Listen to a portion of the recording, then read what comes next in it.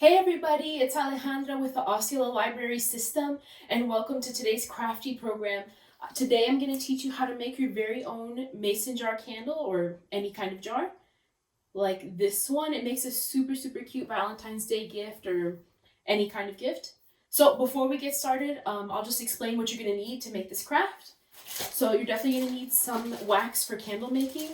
I'm using soy wax because it does burn a little bit more cleanly. But you can use whatever wax you would like, as long as it's for candle making.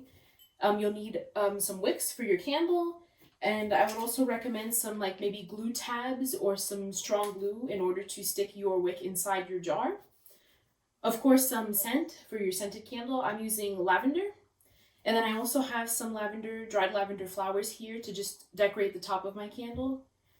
You'll also need a like sort of wick centering device. This actually came in a kit with the wicks and the wax that I got on Amazon, but you could use like a chopstick or clothespins or just something that'll sustain your wick in the middle of your jar just like this. And you're pretty much ready to go. So we can go ahead and get closer and get started. Okay, now that we're close up here, I'm just gonna grab one of my sticky tabs and then glue that or put that right on my wick here. Lift off my clear part and then try and get that as much in the center as I can. I'm using this little jar. Actually, this is from those Wee yogurts, those cute little glass yogurts that come in glass jars. I've been repurposing them for crafts, so this is a really cute little container to use if you want a mini candle. And then just pressing it in there. So I have my jar prepped. It's nice and clean with my wick. And then I have my little wick centering device. Go ahead and pop that in there. So this is ready. And then I have 2 cups here of my melted wax flakes. So now I'm going to go ahead and add my scent. So when you're melting the wax, you want to use the double boiler method. So I placed this glass pitcher into a pot of like boiling water and then just let it melt that way. So that was 2 tablespoons of my lavender essential oil. And I'm just going to mix this with a chopstick. You can use anything. The sticks are a little bit easier to clean. And then give it a good mix. And then I'm not going to put any actual flowers in this mixture. I'm going to wait until it hardens a little bit and then add it on top. So I have a larger jar and then a smaller jar in case I have too much wax. So we'll go ahead and carefully pour that in. It's a little heavy. And then pour it in until you get about, I would say about 1/2 inch from the top.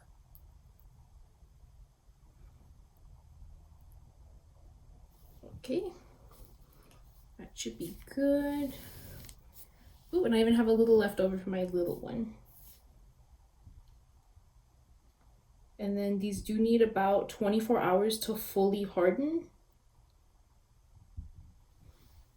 So these do stay liquid for quite a while. So you do have a lot of like time to play with it. And then I'm going to go ahead and actually add some lavender buds now.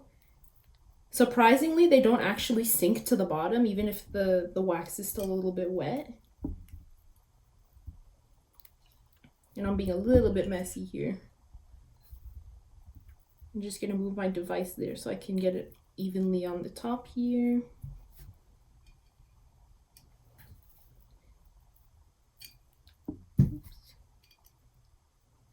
Okay, and then I'm going to just leave those alone, not touch them for 24 hours, and once they dry, you can go ahead and add a cute little decoration. And then this is what I did already burn it, so I'm sorry it's not super cute, but this is what your end product ends up looking like. Thanks so much for joining me, everybody. If you wanted to find some more like candle recipes, I would totally recommend this book, Handmade Candles and Smudge Sticks. And I actually got inspiration for this recipe from this one here. They're lavender mason jar candles. So I would totally check out this book if you want to learn more about candle making. We also have this one at the library, Candle Making the Natural Way, which also has some awesome recipes. If you wanted to learn a little bit more, definitely check those out at the library. Just so you know, our next Crafty Live program is going to be Wednesday, February 24th, where I'm going to teach you how to make button art. And that's going to be our take and make. So, see you guys next time. Thanks so much for being here. Make sure you check out osceolalibrary.org for more information about our crafty programs and our other services.